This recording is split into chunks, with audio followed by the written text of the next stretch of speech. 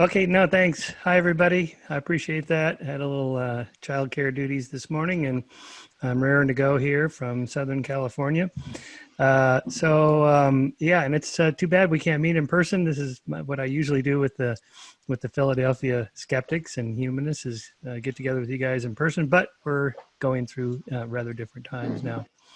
Anyway, so my book tour for Giving the Devil His Due had to be done the way we're doing it. I'm actually here in my garage. And let's see, just to make sure, Eric, your screen is frozen. You guys can still see me okay? Yes, you're I, moving. yeah, we can see Okay. you All right. soon. Hopefully they won't see me for much longer and the whole screen will be Okay.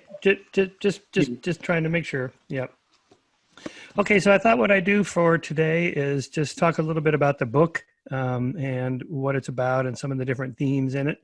And then we can just open it up to questions and I'm happy to talk about anything you like. So the title, Giving the Devil His Due, comes from a play, A Man for All Seasons, in which Sir Thomas More is in a collision with King Henry VIII over his break from the Catholic Church and his desired divorce and so on. And anyway, a dialogue ensues in which his son-in-law, Sir Thomas More's son-in-law, wants to sort of chop down all the laws in England with the forest metaphor that so they can get at the bad guys and so More's retort is what are you going to do when the devil turns around on you? And therefore we have to give the devil his due for our own safety's sake. That is to say, the purpose of free speech laws, protecting free speech, is not just for other people; it's also for yourself. And so that's where the title comes from: giving the devil his due for your own safety's sake.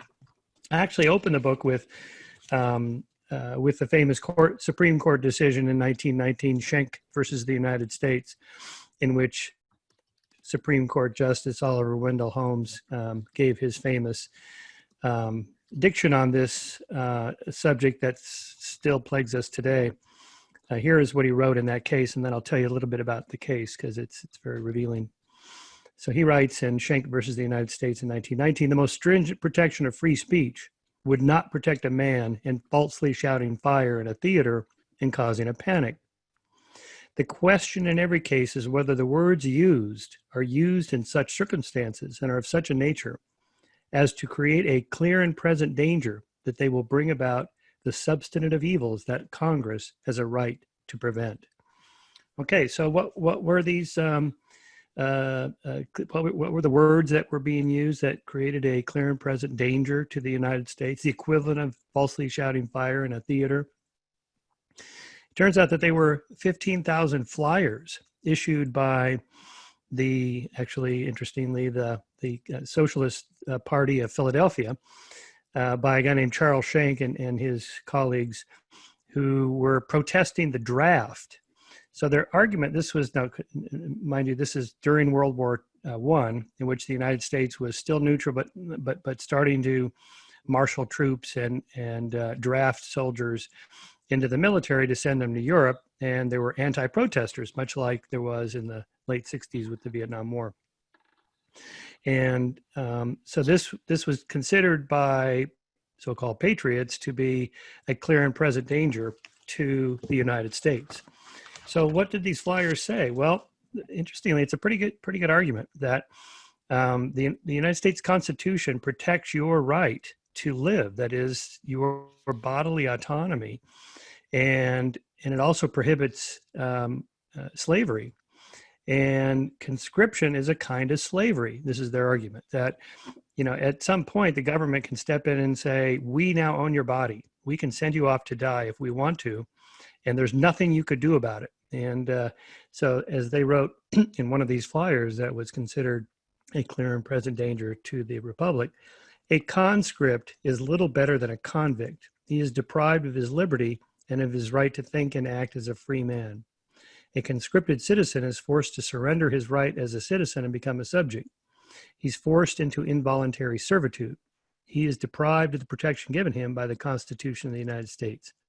He is deprived of all freedom of conscience in being forced to kill against his will.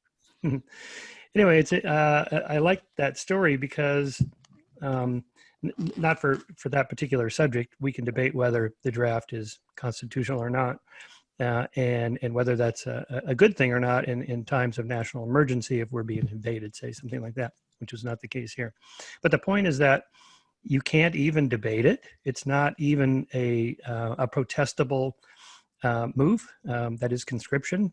The citizenry is not allowed to object to that. That is what launched us down this century-long argument that anything that the government declares to be a clear and present danger can be outlawed. And of course, that could be anything you want it to be, and that's what we've been dealing with ever since.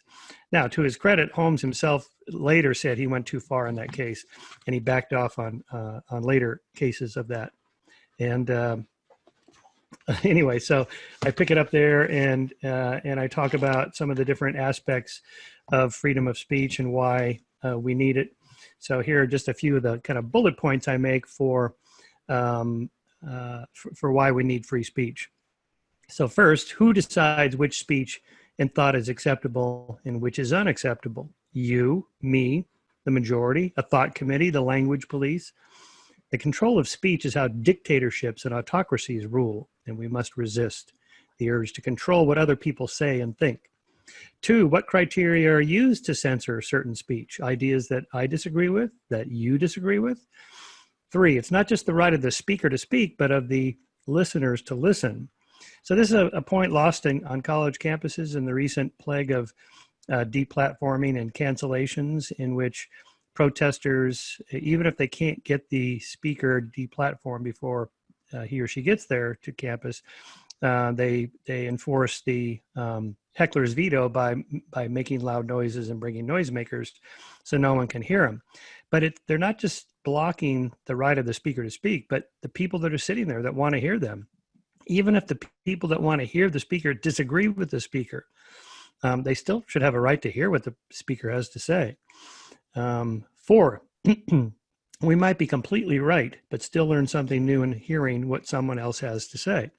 So, for example, maybe you're pro-choice and the campus has invited a pro-life speaker.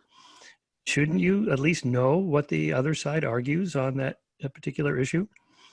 Like at Chapman University, for example, where I teach a Skepticism 101 class. Most of my students are 18, 19 years old. They're freshmen, and they're pretty liberal, so pretty much all of them are pro-choice. But when I ask them, what are the best arguments that pro-lifers make? They rarely have any idea what pro-lifers think.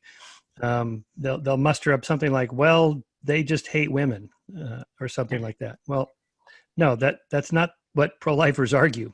And whatever's in their heart, we can't really know. I just want to know, what are their arguments? And most of them don't know. So, and so continuing the list, with that point 5, we might be partially right and partially wrong. And by listening to other viewpoints, we might stand corrected and refined and improve our beliefs. Or 6, you might be completely wrong, and hearing criticism or counterpoint gives you the opportunity to change your mind and improve your thinking. No one is infallible. That's the key point to free speech, is that none of us are omniscient. No one knows everything. So the only way to find out if your particular views are right, or partially right, partially wrong, is to talk to other people, especially people who don't agree with you, who don't hold the same opinions you hold. 7, whether right or wrong, by listening to the opinions of others, we have the opportunity to develop stronger arguments and build better facts for our position. So the point I make with my students is that your pro-choice position will be strengthened by knowing what the other side argues, so you have a counter to those arguments. And in other chapters in the book, I talk about dealing with creationists and dealing with Holocaust deniers as 2 case studies, and how it really strengthened my own arguments for why we know evolution is true and how we know the Holocaust happened and in what way it happened and so forth. Not that you have to do this, engage in creationists and Holocaust deniers to understand a particular field, but it is one way to do it. That is to say, engage with people that don't think something happened, like evolution. And just ask them, why don't you accept that? What are your best arguments? And of course, we've done this with climate deniers. as well. Let's see. Point 8, arguments made in favor of censorship and against free speech are automatically gainsaid the moment the speaker speaks. Otherwise, we would not be aware of what their arguments are if we were censoring all arguments. Number 9, freedom of inquiry, a form of free thought and speech, is the basis for all human progress because of human fallibility. Again, this is Karl Popper's conjecture and refutation as a definition of science. You're just throwing out hypotheses and testing them to see what sticks, testing them experimentally or in the marketplace of ideas. And what's left standing is not proved, because nothing is proved in science like in mathematics, but it's not falsified. So it strengthens our confidence in the hypothesis being true. And the only way to do that is to engage with people that try to challenge those ideas. And finally, number 10, my freedom to speak and dissent is inextricably tied to your freedom to speak and dissent. If I censor you, why shouldn't you censor me? If you silence me, why shouldn't I silence you? Once customs and laws are in place to silence someone on one topic, what's to stop people from silencing anyone on any topic that deviates from the accepted canon? So that's the kind of the core argument. Much of that, of course, comes from John Stuart Mill's 1859 work on liberty, in which he articulated most of those points. And it's kind of ironic that we have to revisit that, but maybe that's just the way it is. And in intellectual life, you have to, in public life, you have to come back to the great ideas that have been discovered in the past and reinforce them. And okay, so from there, I then have several chapters. So the book, by the way, is a collection of articles and essays that I've published elsewhere over the last 15 years or so, and around that central theme. So, for example, I have a chapter in which I defend David Irving, the Holocaust denier, who was arrested when he flew to Austria. At the airport, when they scanned his passport, it was flagged as somebody who was notorious for denying the Holocaust. And he was put on trial and convicted and sent to prison. And I sent a letter to the judge asking for leniency in his sentence, that is, just let him go. Because in this case, even though I've debunked him thoroughly, he's completely wrong. And maybe he's even an anti-Semite, which it seems like that's the way it came out in the trial when he sued Deborah Lipstadt for calling him a Holocaust denier. Even so, the fact that somebody could be arrested for not even giving a speech, just going to give a speech, in a way, it's kind of a thought crime. I was thinking about saying something, and that becomes illegal. And this is not unusual. In most European countries, Holocaust denial is illegal. It's under hate speech in Canada, for example. I could not go to Canada and give a lecture in which I challenge any of the central tenets of the Holocaust. Not that anybody would think I'm a denier, so it probably wouldn't happen to me. But the fact that it could, that it's under that umbrella, is very disturbing. And so this is the problem we're now confronting with this idea of hate speech. The moment you even label a bucket of words or phrases as hateful, and that hate equals violence, and that verbal violence is the equivalent of physical violence, and therefore we have to combat it with violence, something like that kind of syllogism is where we're at in many quarters, where this is why Jordan Peterson's argument against Bill C-16 in Canada, in which personal pronouns got put into that category of potential discrimination and therefore hate speech if you don't call somebody what they want. Now, I know it's debatable, but to what extent Bill C-16 would actually lead somebody to imprisonment or being fined for not using somebody's personal pronouns. I understand that's debatable, but the fact that that's even a subject is what agitates me on this front, because even if it does nothing, it has the effect of silencing people. That is self-censorship. So when I ask my students, how many of you self-censor? You're afraid to say something on any controversial issue, immigration or abortion or whatever.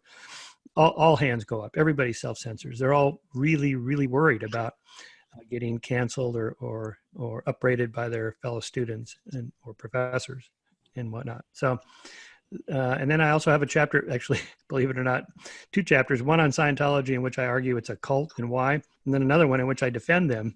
I defended them in the LA Times when these V for Vengeance protesters were down there on Sunset Boulevard marching in front of Scientology's big blue building there in Hollywood, and the slogans and posters they were holding against Scientology were indistinguishable from anything you would have seen in the 1930s against Jews in Germany.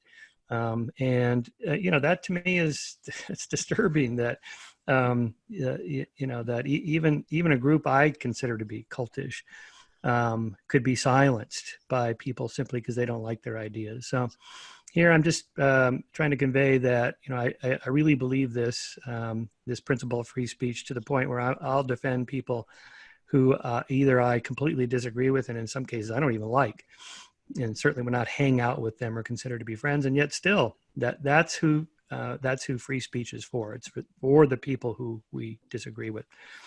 And then I argue, I outline some of the strategies that I think we need to take, not just in the academy, but in culture in general, about viewpoint diversity. That is, we're all on board with diversity, particularly in the academy, of diversity of race and gender and sexual orientation and so forth.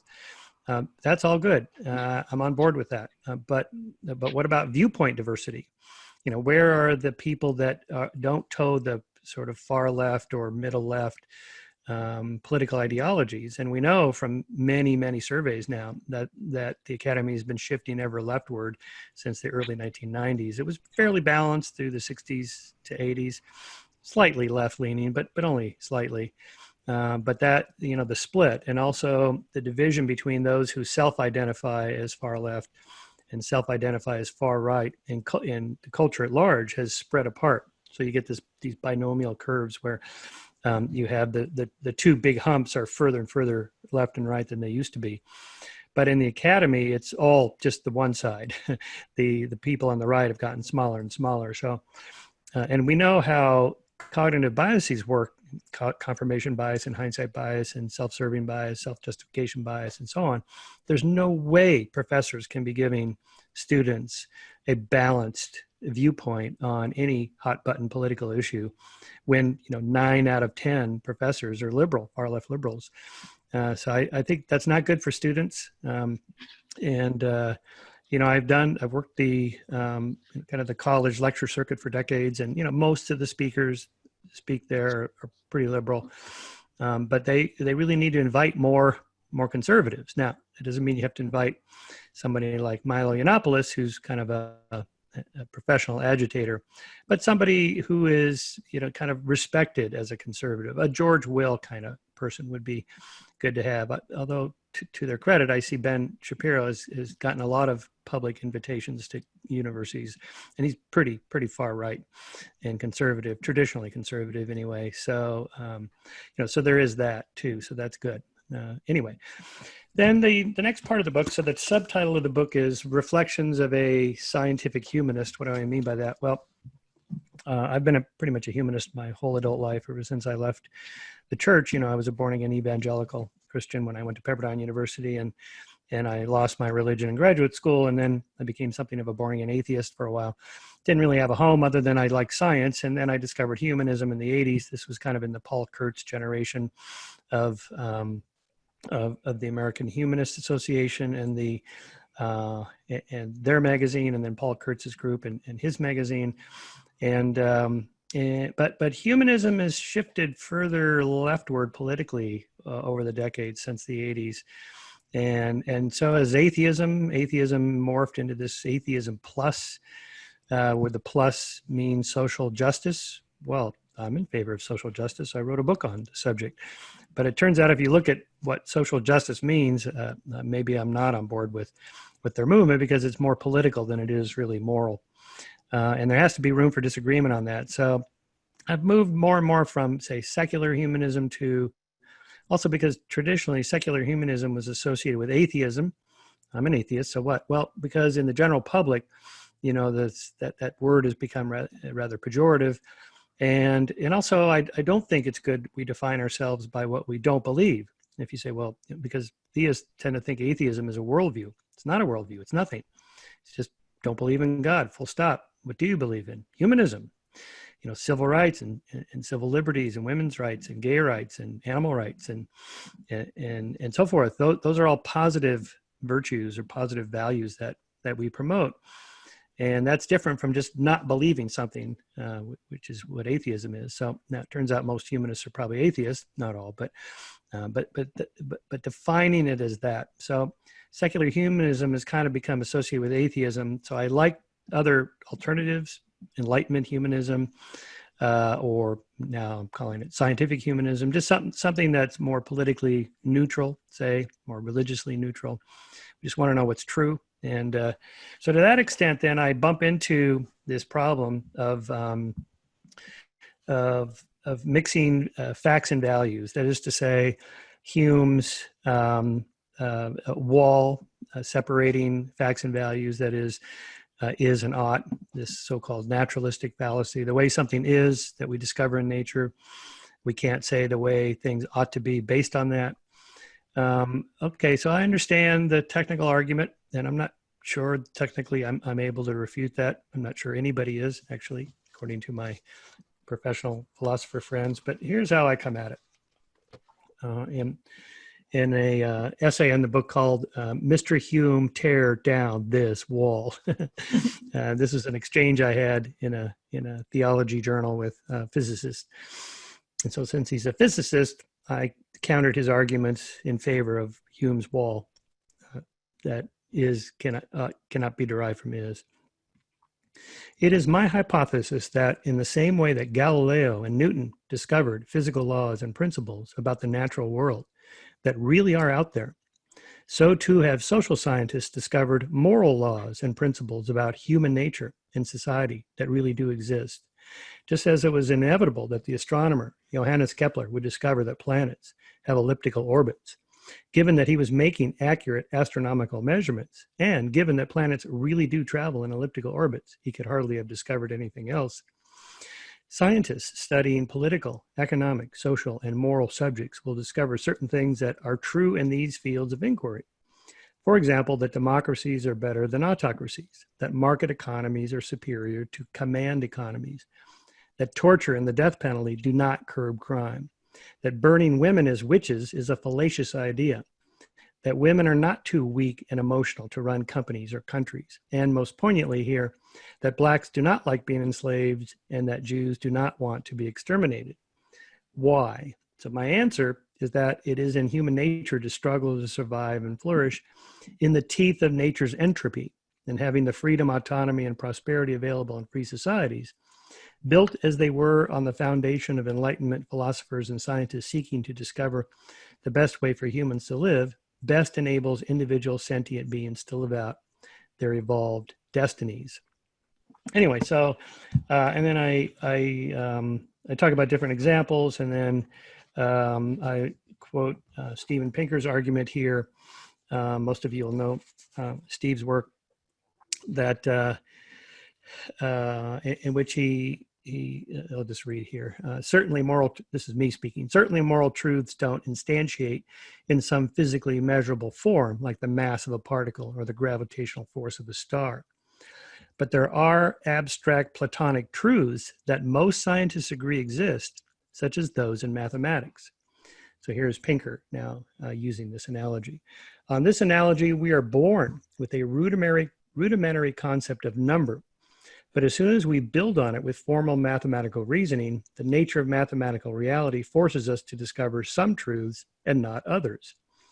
No one who understands the concept of 2, the concept of 4, and the concept of addition can come to any conclusion but that 2 plus 2 equals 4. Perhaps we're born with a rudimentary moral sense, and as soon as we build on it with moral reasoning, the nature of moral reality forces us to some conclusions but not others. And then he continues elsewhere. If I appeal to you to do anything that affects me, to get off my foot or tell me the time or not run me over with your car, then I can't do it in a way that privileges my interests over yours, say retaining my right to run you over with my car if I want you to take me seriously. Sorry, it's a worm here. Unless I'm a galactic overlord, I have to state my case in a way that would force me to treat you in kind.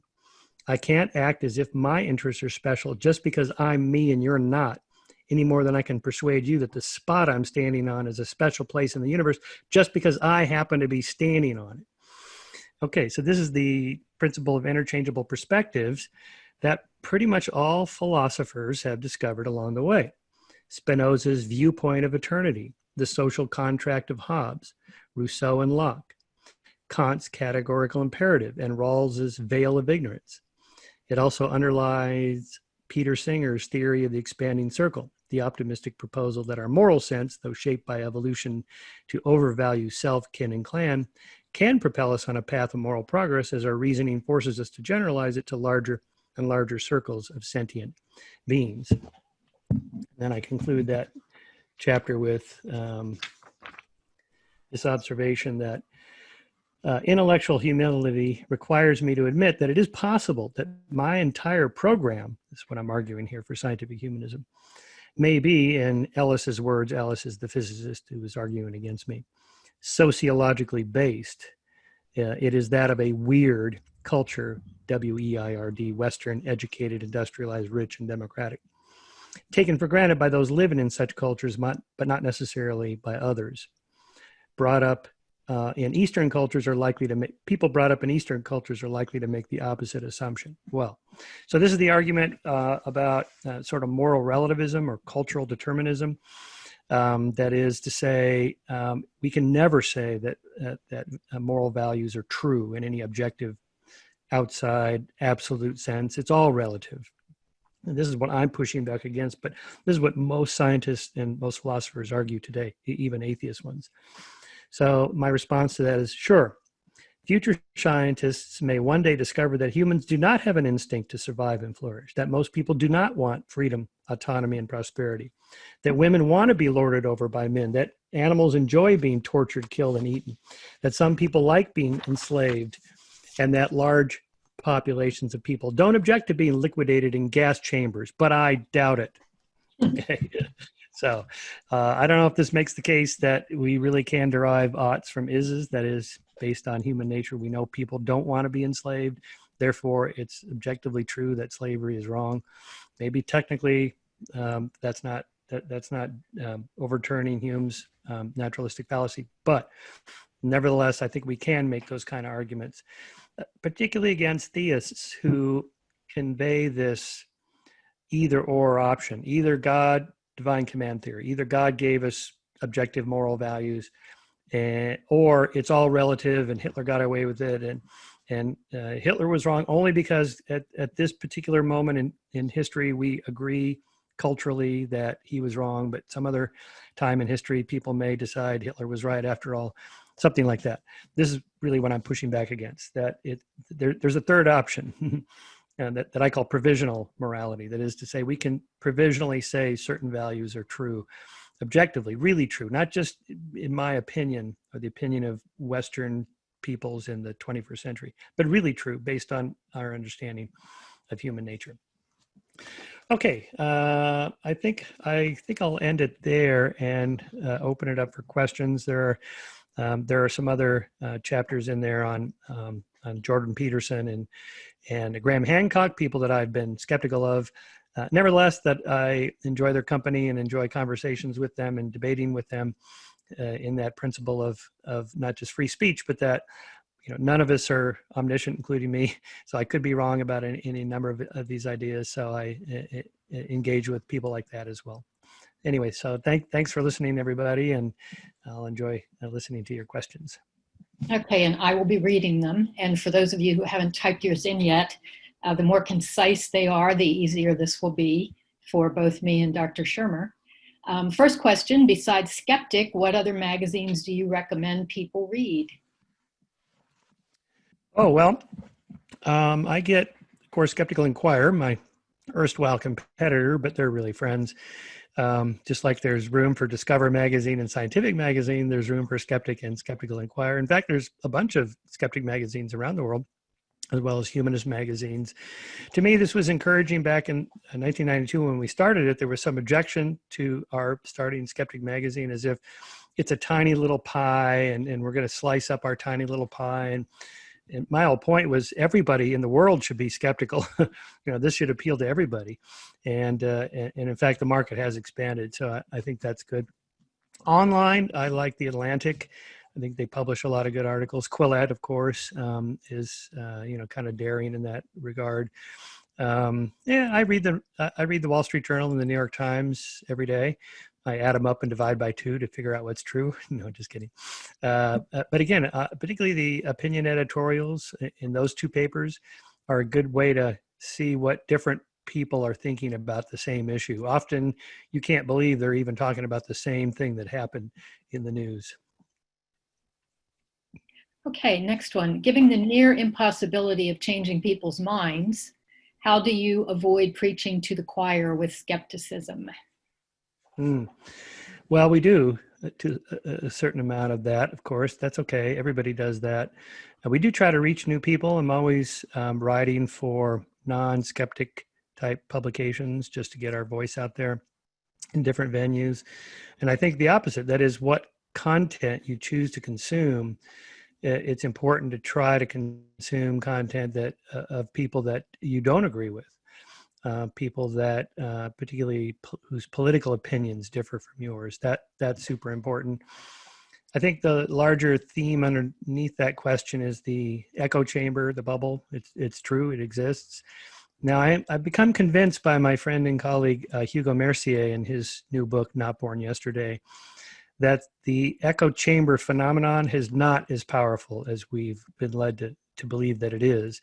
Much of that arose after the 2016 election. How could this have happened?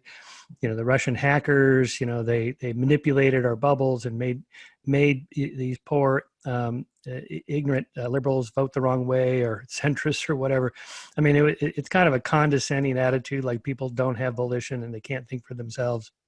But in any case, Hugo's research in the last 4 years, not just his, but others as well, shows that people are largely unaffected by those fake news stories that pop up on our feed.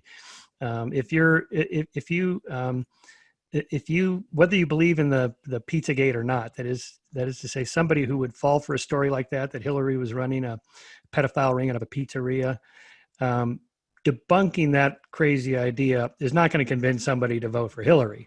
They weren't going to vote for her anyway.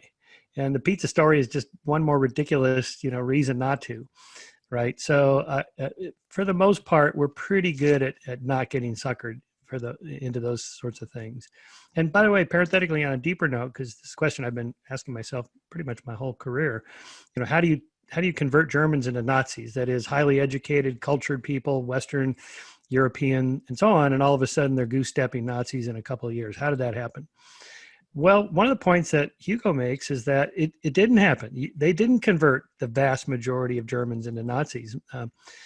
2 things happened. One, pluralistic ignorance. Everybody thought that everybody else thought that this was a good idea. And 2, suppression of any dissent. That is, you lock up all the journalists, you shut down the press, you prevent people from hearing dissenting voices. And then you have a concentration lager system, that is a gulag type system, where you lock everybody up that voices dissent, and that also silences people who might have said something. So the whole thing could have floated, Nazism, National Socialism, could have floated around in the ether for 12 years without ever having a majority. They probably didn't. So that's how it can happen. Another argument for free speech. This is an interesting one. It's a little long. Can we, on one hand, allow for all opinions and views to be heard on a topic while preventing false balance, which might elevate a factually incorrect view to the same level as an evidence-based view? Yeah, that's a good one. That is a good question. And it also touches on that Popper's paradox, where in a free society, the moment you allow dissenters to have a voice, some of those dissenters may be against free speech, and that they'll capture a majority and the power to suppress everybody else. And then that is being tolerant of intolerant people will lead to intolerance. Okay, so first of all, historically, that hasn't happened, or it hasn't happened very often, and particularly in liberal democracies, very difficult for that to happen. In general, tolerance of even intolerant people is good. What was read the first part of that question again? I got sidetracked. Yeah, that's okay. It's much easier when you can read them. Can we, on one hand, allow for all opinions and views to be heard while preventing false balance? Yeah. So, of course, the rub there is in which ideas to filter out. So let's take climate science, climate skepticism, or whatever. You know, this week I've been getting hammered because I had Michael Schellenberger on my podcast, and 2 weeks before that I had Bjorn Lomborg on my podcast. Now, both of them accept global warming is real and human caused, and will have some effects. Their main focus is that apocalyptic doomsdayism, environmentalism, has gone too far. It's probably not true, and it just panics people, and it makes them feel like they can't do anything anyway. And of course, it engages the right into further climate denial, because look at those kooky doomsayers have once again predicted our doom, and it never happened. That's all true. So here's an example where, let's say, I probably wouldn't have a straight out climate denier on my podcast. I did publish a couple of climate skeptic articles, maybe a decade, 15 years ago now, in Skeptic. But we also published here's how we two really powerful articles. Here's how we know global warming is real and human caused. And so it's okay to give a voice early on in a debate like that. I'd say when there's a general consensus, 99% of climate scientists think global warming is real and human caused. And well, who's that 1%? Well, it's always that Richard Lindzen from MIT. You see him on every Fox News show. He's the only one. Okay, so that tells you something else is going on here. It's not like, we got, 49% of climate scientists say this and 51% say that. So the media feels like, well, we should have them both on. But, when you got, everybody here and the one guy here, that's a real good sign that that side doesn't have anything to their case. And this is not an argument from authority or science by democracy. We'll take a vote and see what everybody believes about climate. It's that the consensus represents what William Ewell called a consilience of induction. That is a convergence of evidence from independent lines of inquiry that point to the same conclusion. Take evolution. We know we know it's true, not by any one experiment or one fossil or one DNA snippet. We know it's true from hundreds and hundreds of different lines of inquiry, all independent of each other. Paleontology and genetics and so on, they all point to this conclusion. That gives us great confidence that it's true. Same thing in climate. It's like you got the people that study clouds and somebody else that studies glaciers and somebody that studies flowering of flowers at what particular level, and that's been changing because of the vegetation changes in mountains as the climate gets warmer and so on. Those people, they don't know each other. They don't go to the same conferences. They don't meet in secret to plot the conspiracy against capitalism or whatever your conspiracy theory is. They independently come to these conclusions. So that gives us some, even more confidence in a Bayesian reasoning kind of way. Our credence goes up because of the independence of their inquiry, all leading to that same conclusion. So the dissenting voice is good. It's important. It's fine. But if you look at the history of a particular field, most of that happened back in the 90s, like climate skepticism. By the early to mid 2000s, pretty much the debate was over. There was almost nobody left dissenting. Now the debate really, as far as I'm concerned, is like, what do we do about it? How much do we spend here, there? And what are the consequences? All that's still open, I think. And anyway, so and same thing with vaccinations. That was a century ago. There was an anti-vaxxer movement in the 1890s and in the early 1900s in England and the United States, and they had some good arguments back then. But a century later, the case is closed. The consensus is in. It's over. There's really no debate. So having that one guy, and I don't want to mention his name, that's not a legitimate form of debate. Anyway. Yes, he whose name must not be spoken. Okay, we have from Scott Snell. Hi, Scott, of National Capital Area Skeptics. First of all, applause from Scott. And regarding campus free speech, are organizations such as the American Association of University Professors and Phi Beta Kappa taking a stand one way or another on campus free speech? Ooh, you know what? I don't know the answer to that question because I'm not a member of those groups, and so I haven't seen any of their statements. Actually, I haven't seen any statement from either of those groups. I do follow FIRE, Greg Lukianoff's group, which is a group of it's more of a kind of a legal group like the ACLU that monitors violations of free speech on college campuses. And I'm encouraged by Jonathan Haidt and Greg Lukianoff's group, the Heterodox Academy, of which I was an early adapter at Chapman University, and now they have thousands and thousands of professors that are pushing back against this. And I think this is definitely the way to fight it, is just to push back and say, no, it's okay to have a conservative speaker come to campus and speak. It's all right. And you don't have to run up to your safe spaces and so on. And we can still be good liberals and listen to what the conservative has to say. I think that kind of pushback without violent protests or starting fires or anything like that is the way to go. Okay, next question. Do you use peer review at Skeptic for articles? If not, why not? Not officially, although any article that is kind of vaguely controversial, I will send, if I don't know a lot about the subject, I will send it out to people that do know a lot about the subject and just say, this looks interesting to me, but what do I know? What again, back to that consensus. What do people in your field say about this kind of argument? Not the person so much as, what they're arguing. So I do that. Okay, good. I agree with your opinions on free speech. I do wonder, though, about the fact that the First Amendment restricts only the government's ability to censor speech. What is your opinion on a more encompassing change? I'm not sure I understand this, but I'll throw it out to you. What is your opinion on a more encompassing change which covers private citizens as well? Maybe they're talking about employers. Yes, probably, and also social media. To what extent should Twitter, Facebook, and so forth censor their users' content? This is a really interesting problem. We're right in the middle of it now. Lawsuits will probably settle it. Because so far, as most of you probably know, these are platforms that don't edit the content. For the most part, they haven't. So analogously, if the New York Times publishes something, they're liable for what they publish. They were supposed to fact check it. And if it's an article about a person, they usually have lawyers vet these things to make sure that they can stand by the facts that they're printed about this particular person if it can hurt them. Okay, so but there's nothing like that at these social media platforms. They don't vet content for fact checking. At least they haven't. They've argued, and they have been really like phone companies.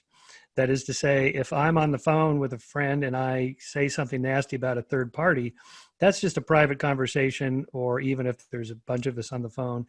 But the person I've libeled, say on the phone, can't sue AT&T, my phone carrier, or maybe it's Verizon now, I forget, I keep switching, for not vetting that content before it went out. And but now the moment that Facebook, and Zuckerberg and the other Twitter and so on got put on the hot seat after the Russian hacking, and also ISIS, and so forth, recruiting members, they feel like, well, we have to start screening content. Okay, good luck with that, because maybe the New York Times gets like 100 op-ed submissions a day. Well, what Facebook gets like 100 submissions a nanosecond. How are they going to monitor? I can't remember what the numbers are. It's like 10 million postings, or maybe it's 100 million postings a day or an hour. So how are they possibly going to monitor that? And the moment that they're held accountable, like the New York Times would be for what gets printed, legally liable, that they could be sued, then how are they going to monitor that content? It just seems impossible to me. I mean, it's easy to find. You can have algorithms that pick out, well, that's an ISIS group or something like that. But what the real action is in all the kind of in-between gray area of what people post. Crazy conspiracy theories about COVID-19, for example, have been on my radar. I've been writing about this. And Alex Jones, well, he's kind of lost his platforms. Okay. But this guy, Brian Rhodes in England, he's an interesting guy. I was on his show. I liked him. He has some pretty far out people there that, talk about COVID-19 as a conspiracy, and, Bill Gates wants to chip us all, and he's got the motivation now to do it with the COVID-19 vaccine. It's just crazy stuff. And yet I still would not censor that. I would not say that guy should not have a platform. This guy's name is David Icke. Famous to skeptics, by the way, is the guy that thinks the lizard people are running the world, lizard aliens.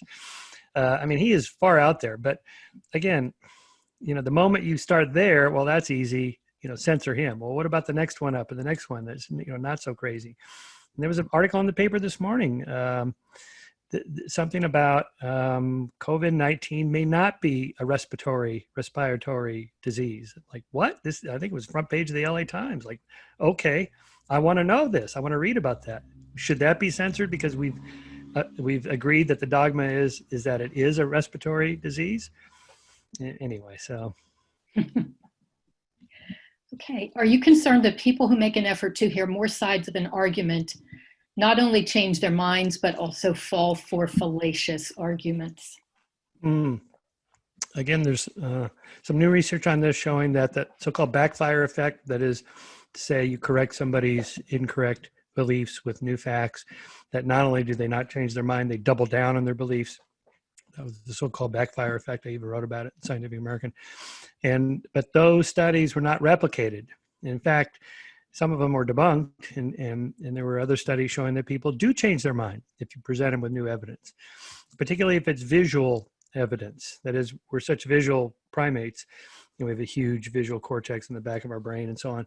So climate change arguments, counter arguments to the deniers, say, for example, are best countered with visual charts and graphs, because that people can get that quickly. Anyway, so new research shows that that encouraging to me, because this is what I do for a living, is you can change people's minds when they believe some wrong idea by presenting them with the facts. Now, there are a couple other variables at work there. For example, most of us don't know that much about climate science. I don't. I've tried to read a lot of the technical literature. It's pretty technical. It's not what I do, and so I do rely on professionals that do this. But by signaling, I accept the science of climate change. In a way, it's my way of signaling that I accept science. I think science is a viable method of discovering the truth, even though it's flawed, even though occasionally fraud bubbles up, usually detected by other scientists. And yes, we're in the middle of a replication crisis, but that all the more reason why we need more replication, right? And we need to eliminate that file drawer problem in which non-replicated studies don't get published, because who cares about replication studies? We need to elevate that. Anyway, the point is all those things are part of science, and so I remain encouraged by that. Good. I think this will be a good last question, and it's one that I've heard at fact meetings in the past. What can the skeptics movement do to improve science communication? Pretty broad. Yeah, no, that's a good question. Of course, you can support the Skeptic Society and Skeptic Magazine, in fact, and so on. This is what we do, and other groups as well. CFI and so on. Yeah, it's all good. Personally, really, it does. We really think now the evidence shows that it does make a difference at even the cocktail party level of talking to people and presenting them with not just the facts, but also here's how to think about a particular claim. Just like doing Socratic reasoning with somebody, that's really interesting. How did Bigfoot exist? That's so interesting. What makes you think that, or how do you know that, or where'd you hear that? Asking questions about the source of the evidence or the claim that they have, and you do that in a sort of a Columbo style. You remember the Peter Falk's character Columbo, the detective that just had one more question. I just have one more question. How do you know that's true? And really, that questioning gets people to think, like, yeah, how do I know that's true? Now, they may not change their mind right there on the spot. They just go home and think about it. Yeah, how do I know that's true? And I mean, I get letters every day from people going, yeah, I read this and I thought about something you said. And, months later, I thought, you know what? I'm not sure I know that. This happens all the time. And again, Hugo Mercier's book, I highly recommend, Not Born Yesterday. He has a whole section of the latest research on that very thing, how you can change people's minds and how to do it. I started to say something else parenthetically, and I got sidetracked. That is to say, my signaling that I accept science. Also, people do this politically, like in the case of climate science. We're talking about that. It got associated with liberalism, political liberalism, after Al Gore's film, An Inconvenient Truth, became a huge bestseller and Academy Award winner and so forth. Then people on the right automatically associated climate science with liberalism. That's that Democratic left-wing Al Gore thing. I have to be against that. So often, again, when they say I'm doubtful of the science, they don't know the science any more than I do. They're just signaling I'm skeptical because I'm a conservative, and I think I'm supposed to be skeptical, right? Because I'm conservative, and that's a left-wing thing. So if you can take that off the table, take the politics out, like analogously when I'm talking to creationists, I'm talking to a Christian who's not sure about evolution, but they think that if they accept Darwin, they have to give up Jesus. And I know people, if you give them a choice between Darwin and Jesus, Darwin's not going to save their soul, so he's out. Right. So just take Darwin off the table. Okay. Take Jesus off the table. Darwin has nothing to do with that. You can have Jesus, you can have God, your soul ever after, whatever. Evolution has nothing to do with that. And now let's just talk about the science. Okay. And then they're like, whew, okay. Or more pragmatically, I'll direct them, instead of to Richard Dawkins' books on evolution, I'll direct them to the National Institute of Health director, what's his name? Francis Collins, and his book, The Language of God. Now, he's a Christian, born again. He accepts Jesus. He was there at the waterfall, and okay, and he's got the whole thing going for him there. But he accepts all of evolutionary science, all of it, and he presents it in a way that's very compelling. And so I point to him because that guy is on your team, and he accepts the science. So it's okay to accept the science, right? So that's kind of a strategy, but that's, we're a social primate species, and which team we're on very much matters. And what our team believes also matters. So that's a kind of a way in around that problem.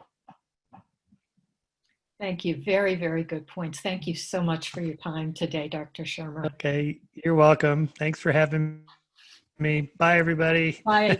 Feel free to write.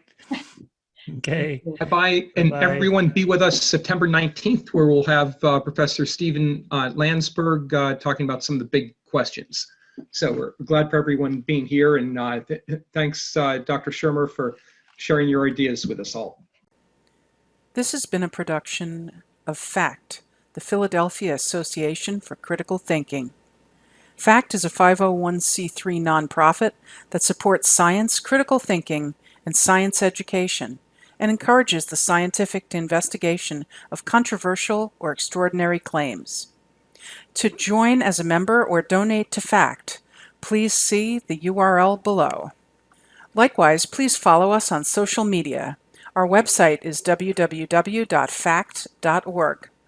We have a group on Facebook. Our Twitter is phila_fact. We have a YouTube channel where you can find many videos of our past speakers. And finally, please join us on meetup.com at the Philadelphia Association for Critical Thinking so that you can connect to us for all of our upcoming events. Thank you for watching.